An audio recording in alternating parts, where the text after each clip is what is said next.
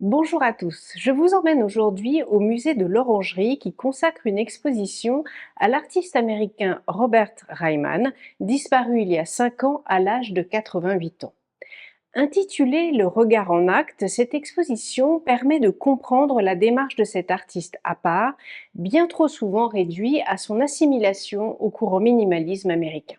Alors j'ai souvent entendu ces types de réflexions. Mais c'est tout blanc, quel intérêt? Ou encore, il n'a rien inventé, le carré blanc sur fond blanc, du déjà vu. Ou alors tout le contraire, quelle merveille, c'est magnifique. Eh bien, je trouve que les deux propos méritent d'être étudiés, car somme toute, si l'on ne connaît pas le contexte et l'origine des choses, comment voulez-vous comprendre quoi que ce soit? Alors, avant de vous livrer mon interprétation, voici quelques points clés à connaître sur l'artiste.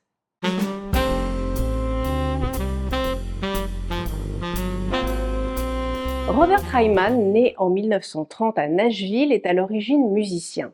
Il rejoint l'orchestre de l'armée de terre de réserve en tant que saxophoniste ténor, puis s'installe à New York en 1952 pour étudier le jazz auprès du pianiste et compositeur Lenny Tristano et du saxophoniste Lee Konitz.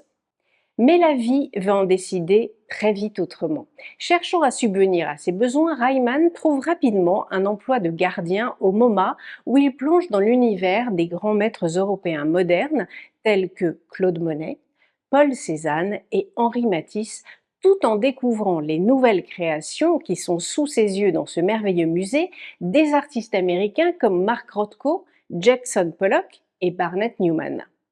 C'est durant cette période, dès 1953, que Ryman commence à expérimenter la peinture, délaissant progressivement la musique pour se consacrer pleinement à cet art de la peinture. Lorsqu'il achève Untitled en 1959, tous les éléments caractéristiques de son œuvre sont déjà définis.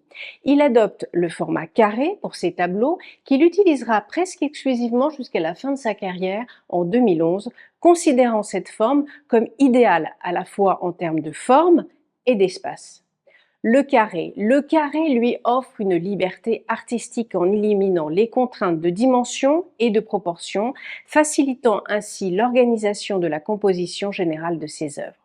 Sa préférence pour la peinture blanche devient sa marque de fabrique, lui offrant un spectre infini de nuances, de transparence et de luminosité, tout en permettant à d'autres éléments de la peinture de se révéler. Pour Ryman, son travail consiste à explorer, questionner et jouer avec les éléments fondamentaux de la peinture. Le support, la matière picturale et la signature ne sont pas seulement des composantes, mais des sujets à part entière qui interagissent avec l'espace et l'environnement dans lequel l'œuvre s'inscrit. Ryman est, je vous le disais tout à l'heure, classé dans le courant minimaliste. Vous savez à quel point je n'aime pas réduire les artistes à un mouvement, mais cela permet tout de même de resituer le contexte, point essentiel en histoire de l'art. Alors, qu'est-ce que le minimalisme?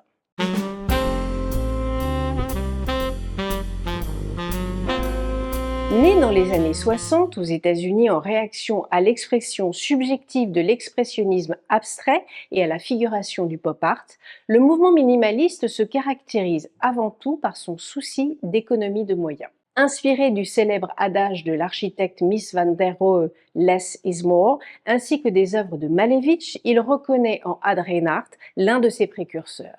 Parmi ces figures emblématiques, on compte Frank Stella, Donald Judd, Carl André, Robert Morris et Sol Lewitt, bien que certains se soient rapidement distancés du mouvement.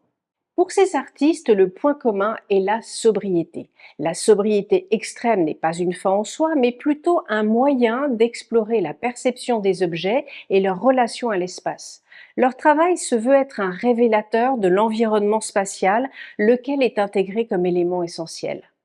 Tandis que Judd et André matérialisent l'espace à travers leur création, Dan Flavin lui donne une consistance en la baignant de lumière. Leur vision de l'art fusionne avec l'espace environnant, soulignant ainsi l'importance de la globalité des perceptions, une idée en résonance avec certains courants de philosophie et de psychologie moderne. Le minimalisme est un courant important. Il a profondément marqué l'art contemporain, incarnant la tendance dominante aux États-Unis à la fin des années 60 et suscitant bien entendu de vives réactions. Le mouvement Arte Povera, né dans cette même période, s'est opposé à la sophistication volontairement austère du minimalisme, prônant plutôt une conscience politique de l'art et une certaine idée de la pauvreté artistique comme nécessité. Parallèlement, le minimalisme a également engendré une part significative de la sculpture contemporaine et de l'art conceptuel, ce dernier poussant même l'économie des moyens jusqu'à privilégier l'idée sur la matérialisation. Son influence perdure jusqu'à nos jours, imprégnant même le design contemporain, comme en témoignent les œuvres des frères Bouroulec. Cette parenthèse passée, vous allez voir que Robert Reimann a puisé, me semble-t-il, son inspiration bien au-delà de ce que je viens de vous décrire. Reimann, qui refusait la notion d'influence ou l'idée d'exposer en dialogue avec un autre artiste, s'inscrit pourtant dans l'histoire de la peinture en interrogeant chacun des aspects et des fondements. Me concernant, l'œuvre de Robert Reimann et son obsession pour le carré blanc ne peuvent être pleinement comprises sans examiner leur contexte historique et artistique, en particulier leur relation avec les origines de la société de consommation et un certain regard sur l'art traditionnel. Pour cela, il est essentiel de replacer Reimann dans une perspective plus large qui remonte aux prémices du XXe siècle, en examinant notamment les mouvements artistiques qui ont précédé le minimalisme, tels que le dadaïsme.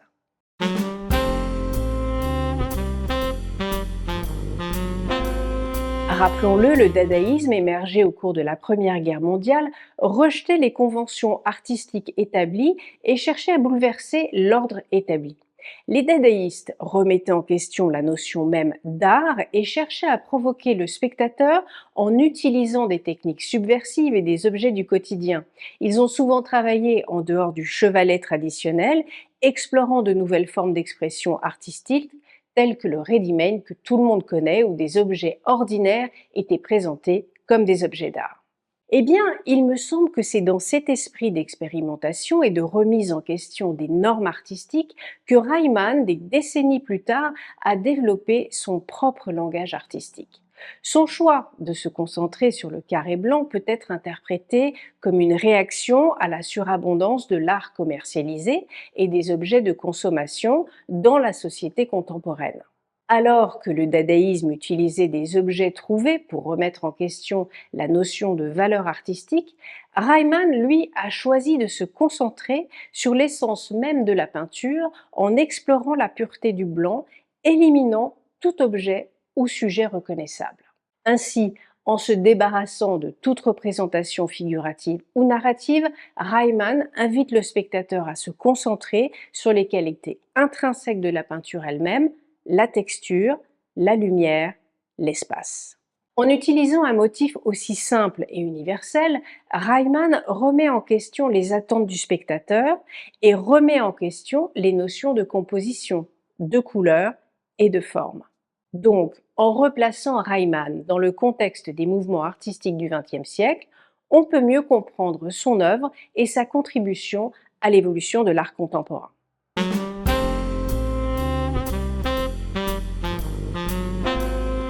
Robert Reimann se distingue des autres artistes du courant minimaliste américain par plusieurs aspects et sa spécificité réside dans sa démarche artistique particulière.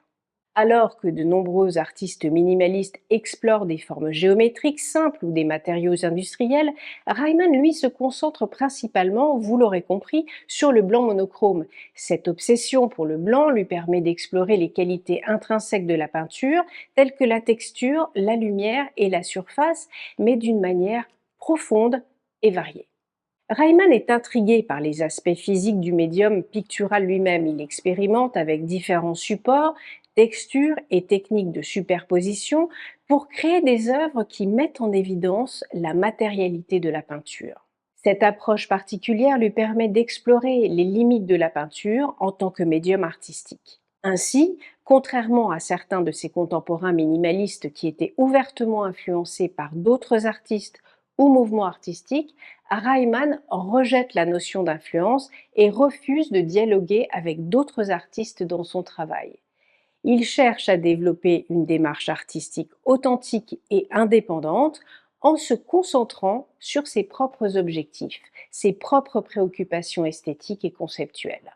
Et je pense que le passé de Reimann en tant que musicien a certainement eu une influence sur son approche de l'art. Sa sensibilité à la structure, à la rythmique et au minimalisme dans la musique se reflète bien dans ses œuvres picturales. Sa démarche méthodique, sa recherche de la simplicité et de l'essentiel peuvent être associés à des concepts musicaux tels que la répétition, la variation et la composition.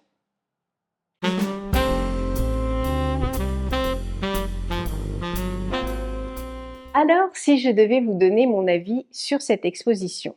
L'exposition est tout à la fois didactique et riche sans être redondante. Certes, vous ne verrez que du blanc, mais j'espère que ce décryptage vous aidera à mieux appréhender la démarche de cet artiste qui, à partir de 1959, a consacré son œuvre à une question: que faire avec le seul blanc?